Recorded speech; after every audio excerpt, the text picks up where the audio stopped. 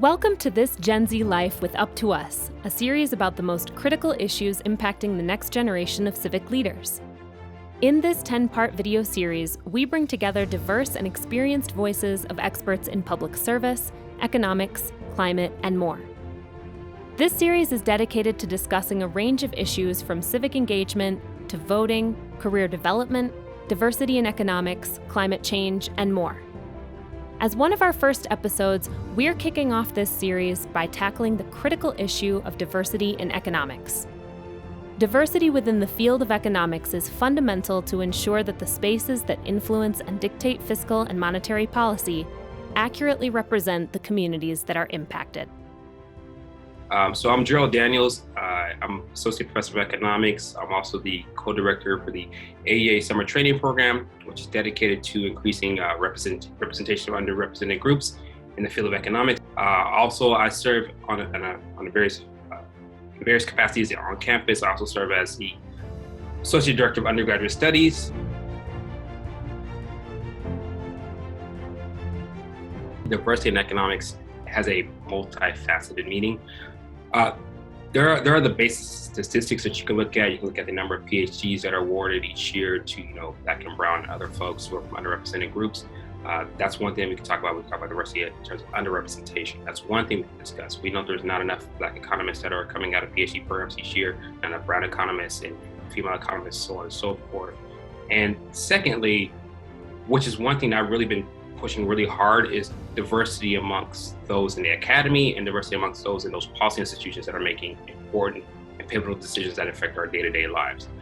For example, the Fed, which controls the money supply and affects interest rates and everything along those lines, plays a big role in our lives. But there are a very, very small number of Fed economists that come from underrepresented backgrounds, which I think provides an unfortunate blind spot for a lot of policies in this space in particular, because folks who are not from these backgrounds may not fully understand some of the issues, or may not fully understand what issues we should be studying in a particular field. So I think having representation in amongst your policymakers allows us to have less blind spots, allows us to have better policies, allows us to have more have better research in this space to allow us to understand where our blind spots are going forward, and what we can do to have maximal sustainable economic growth, which is one thing that we should always be focused on.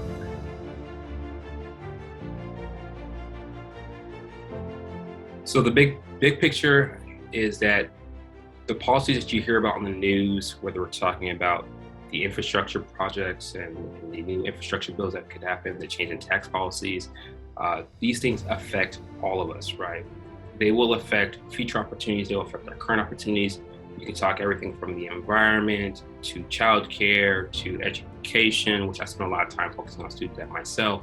These are the things that are going to affect us today and going forward. So if you're a current college student right now and you have student debt, right? So what's happening with monetary policy and other types of policies that affect interest rates will directly affect you, and affects how much you will end up paying once you complete your education. I think the driving point is always understanding that these policies really do affect us. They may not be readily apparent. I mean, with inflation, you can see it, right? You go to the grocery store, okay, prices are getting high for milk, for beef, for whatever it happens to be, you understand. Or suppose you want to go buy a car. We know that there's been a shortage on various components that are required to produce cars. And so when you go to your car dealership, there's going to be a shortage of cars. And you also see that there's been a big increase in the price of used cars. So the secondary market's very, very volatile right now. So all these things really affect us. And so it really drives us to say that we need to stay involved and engaged, because it actually matters for us, and diversity and inclusion is going to be vital for that.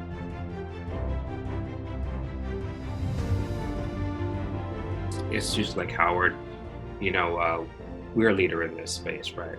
A lot of our students do go on to become economists. They do go on to be very influential and very impactful in the sphere of economics.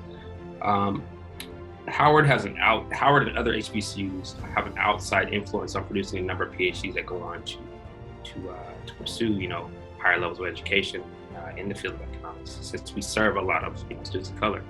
I would say that to be very clear, I think the one thing that we have that's beyond the numbers and statistics is the mentoring component that's available at a lot of HBCUs that may not be available in a lot of other places.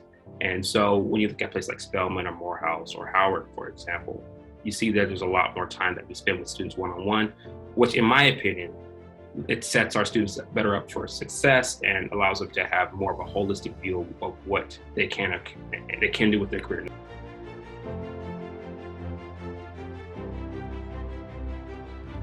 Something like this is fantastic, right? Because students who may not be aware of what economists do, first thing I want to say is economists are everywhere. So most of the major companies that you think about hire economists. Amazon, Twitter, LinkedIn, your banks, lots of different companies hire economists, and ones you would never imagine hire economists. Right. So the first issue I think that I'll give an overarching problem, because generally speaking, a lot of people don't know what economists do.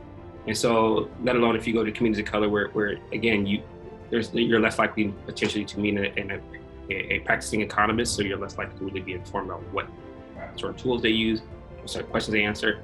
So the best way to combat that is just sharing as much information about what economists do. So inevitably, in my opinion, we need to really share the work that economists do to those who do not know.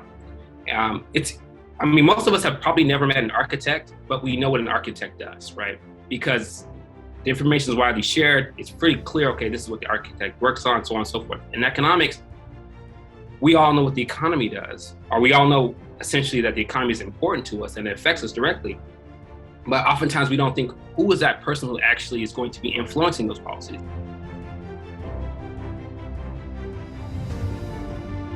All of us. Private sector, this can be very clear. We are looking for people who have these particular degrees and skill sets. I think actually the private sector is more transparent, because they'll tell you in the job profile, we're looking for people with a finance background, econ background, so on and so forth. So it's pretty clear that you know who they're looking for in these particular fields. But I think it really is incumbent on us, especially econ departments, to share with their students these are the opportunities, this is what you can do.